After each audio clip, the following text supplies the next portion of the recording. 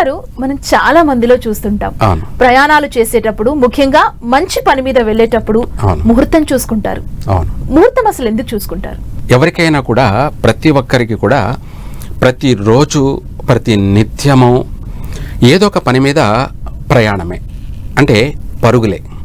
మనము మన ఉద్యోగరీత్యా ప్రయాణం చేస్తున్నాం, లేదంటే మనం ఏదైనా మన కోరిక అనుకున్న పని గురించి ప్రయాణం చేస్తున్నాం అనేది ప్రతి ఒక్కరికి ఇంపార్టెంట్ విషయమే. అయితే ఇక్కడ మనం ఏ పని మీద బయలుదేరుతున్నాము అనేది పక్కన పెట్టేస్తే, ప్రతిరోజు ఏదో ఒక పని మీద ప్రయాణం చేస్తున్నాం కాబట్టి ఈ ప్రయాణాల్లో మనము ప్రతిరోజు ప్రతిదీ ఆచరించాలంటే కాని పని. ఎందుకంటే మనము ఇంపార్టెంట్ పని పైన బయలుదేరుతుంటే మంచి రోజా కాదా అనేది మనం చూసుకుంటాం. అది మనం వారం, ముఖ్యంగా ఇందులో వారాలలో మంగళవారం రోజు ఎక్కువ శాతం ప్రయాణాలు సాగించరు, లేదా వాళ్ళ పేరుని బట్టి కానీ, వాళ్ళ జాతక రీత్యా కానీ, లేదా వాళ్ళ జన్మ నక్షత్ర రీత్యా కానీ ఘాతువారాలు అనేవి ఉంటాయి కదా. శనివారం ప్రయాణం చేయకూడదు, లేదా ఆదివారం ప్రయాణం చేయకూడదు, లేదంటే శుక్రవారం ప్రయాణం చేయకూడదు, లేదంటే మంగళవారం ప్రయాణం చేయకూడదు అనేటివన్నీ ఉంటాయి. ఇవేంటంటే మన జాతక రీత్యా చూసుకోవడం జరుగుతుంటుంది. ఎందుకంటే ఘాతువారం ఇవి కర్కాటక రాశి వాళ్ళకి చెప్పాలంటే, పుష్యమి నక్షత్రం వాళ్ళకి, కొంతమందికి బుధవారం ఘాతువారం ఉంటుంది.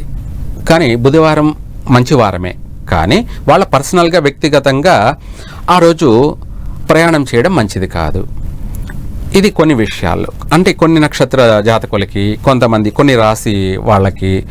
అలాగే శనివారం ప్రయాణం చేయాలని ఉంటుంది. అంటే మనకు సెలవులు ఉంటాయి కాబట్టి శనివారం ఆదివారము, మనం శనివారం ఆదివారం సెలవులు ఉన్నాయి కాబట్టి మనం ఏదన్నా ఒక ప్రయాణం పెట్టుకుంటాం. ఆ ప్రయాణము శనివారం ఘాతువారమై ఉన్నదనుకోండి, చేయకూడదు. చేస్తే ఏమిటి అంటే ప్రాణ నష్టాలు కానీ జరిగే అవకాశం ఉంది, లేదా ప్రమాదాలు జరిగే అవకాశమైనా ఉంది. ఈ ప్రమాదాలు, ప్రాణ నష్టాలు అన్నది చాలా నష్టాన్ని కలగచేస్తాయి. అంటే మనం అనుకున్న పని పోయినప్పుడు అది కాకపోయినా పర్వాలేదు, కానీ ఏకంగా ప్రాణాలని కోల్పోవడం అనేదే నష్టం. అది ఇంపార్టెంట్ అయిన విషయం. ఎవరైనా కూడా మనం అనుకున్న పని జరిగిందా జరగలేదా అనేది పక్కన పెట్టేస్తే, మనకు ప్రమాదం జరిగే అవకాశాలు, ప్రాణ నష్టాలు జరిగే అటువంటి ప్రయాణాలు అవసరం లేదు. అది ఇంపార్టెంట్గా చూసుకోవాలి.